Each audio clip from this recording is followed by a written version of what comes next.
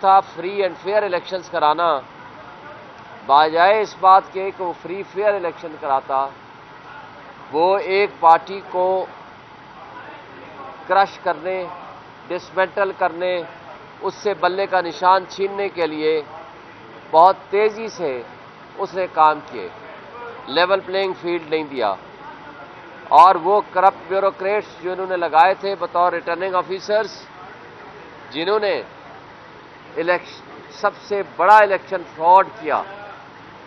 Election commission کی ذمہ داری تھی کہ وہ free fair and transparent elections کراتا، انہوں نے free fair and transparent elections کرانے کی بجائے انہوں نے فراڈ الیکشنز کے اوپر پروٹیکشن دی، اور جس طرح قاضی فائزہ صاحب جاتے جاتے ان فیصلوں کے اوپر مہر تصدیق ثبت کرنا چاہتے ہیں جو اس نے خود 13 جنوری 2024 کو ناانصافی کا فیصلہ کیا تھا، جس کے نتیجے میں ہم سے مخصوص نشستیں چھین لی گئی تھیں۔ آج مخصوص نشستوں کا فل کورٹ کا فیصلہ آنے کے باوجود الیکشن کمیشن اس کے اوپر بیٹھا ہوا ہے۔ الیکشن کمیشن اپنی ڈیوٹیز پرفارم نہیں کر رہا، الیکشن کمیشن ایک پارٹی بنا ہوا ہے، اور ان سب کو پروٹیکشن اوپر سے قاضی فائزہ صاحب دے رہے ہیں۔ یہ قابل افسوس بات ہے، اور میں یہ سمجھتا ہوں کہ اب قاضی صاحب کا کنفلکٹ آف انٹرسٹ ہے اس طرح کے کیس وہ نہ سنیں، چونکہ وہ سو کارڈ جو آئینی عدالت بنانے کے راستے میں وہ راہ ہموار کر رہے ہیں، جس کے وہ خود چیف جسٹس بننا چاہتے ہیں، ان کٹ پتلیوں کے لیے یہ 25 تاریخ جس کو وہ خود کہتے ہیں یہ ضروری بھی ہے اور مجبوری بھی ہے۔ میں ان سے پوچھتا ہوں تمہارے لیے ضروری کیوں ہے اور مجبوری کیوں ہے؟ مجبوری اس لیے ہے کہ آپ نے ایک خیرات میں لارا دیا ہوا ہے کہ آپ ہمارے لیے یہ کام کر دو،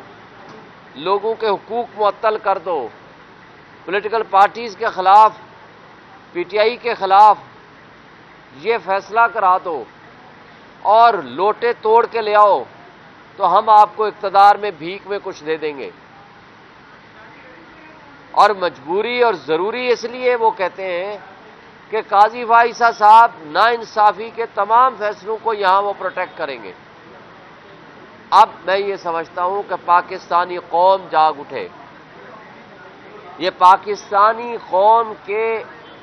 جو عوام کا حق کے حکمرانی ہے اس کے اوپر ڈاکہ ڈالا جا رہا ہے، نظام انصاف میں ڈاکہ ڈالا جا رہا ہے،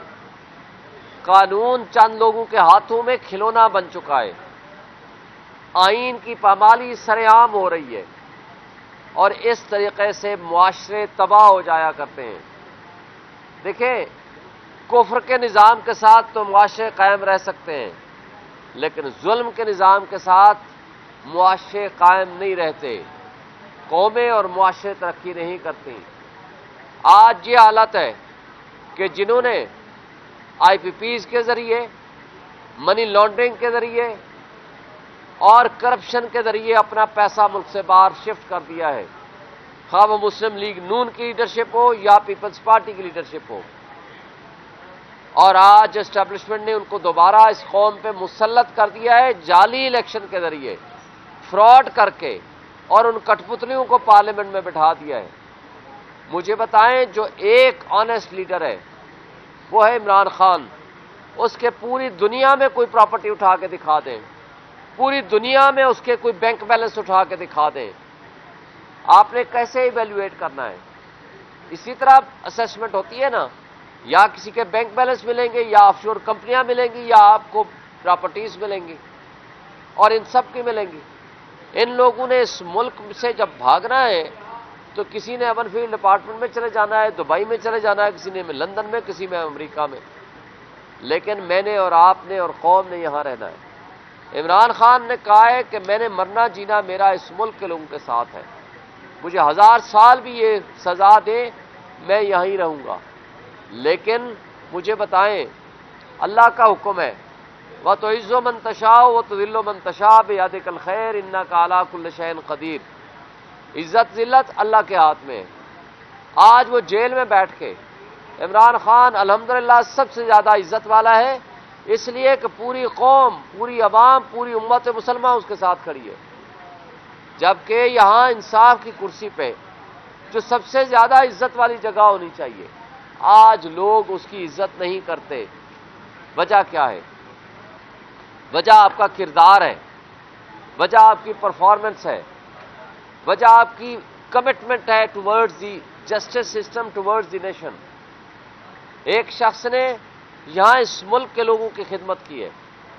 اور اس کرپٹ سسٹم نے اس کو اٹھا کے ان کرپٹ لیڈرز نے اس کو جیل میں ڈال دیا، جبکہ یہ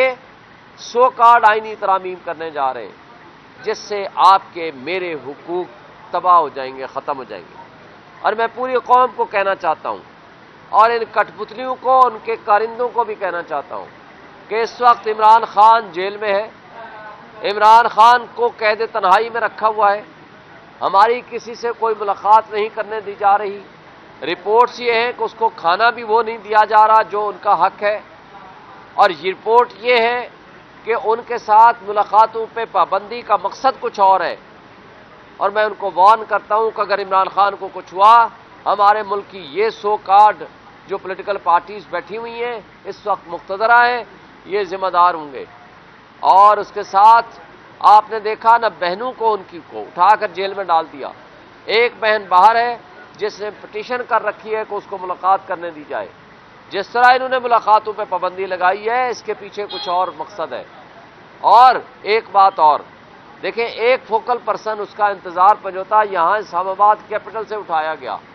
وہ آج کہاں ہے؟ کس نے غائب کیا؟ کس نے اٹھایا اور کیوں غائب کیا؟ تو ہم یہ سمجھتے ہیں کہ اس کو بنانا ریپبلک نہ بنائیں، اس ملک میں انصاف کے نظام کے مطابق چلنے دیں۔ کسی نے کوئی جرم کیا ہے آپ کی نظر میں تو مقدمہ کریں اور قانون کے مطابق ان کو پروسیڈ کریں، لیکن جو کچھ یہ قانون کے ساتھ، انصاف کے ساتھ یہ کرنے جا رہے ہیں تو یہ ظلم ہے اور انصاف کے نظام پہ یہ حملہ آور ہونے جا رہے ہیں۔ میں سپریم کورٹ کے جج صاحبان سے یہ ریکویسٹ کرتا ہوں کہ اس سپریم کورٹ یہ ضروری ہے لوگوں کو انصاف دینے کے لیے، اس کے اوپر جو لوگ حملہ آور ہیں اس کا دفاع اور آئین کا دفاع سپریم کورٹ کے اوپر لازم اور واجب ہے، اور یہ خود اس کا دفاع کریں۔ اور الیکشن کمیشن جس طرح پارٹی بنا ہوا ہے ان کے خلاف نہ صرف پروسیڈ کریں بلکہ ان سے یہ عہدے واپس لیں، کیونکہ انہوں نے اس ملک کے آئین کو توڑا ہے۔ شکریہ۔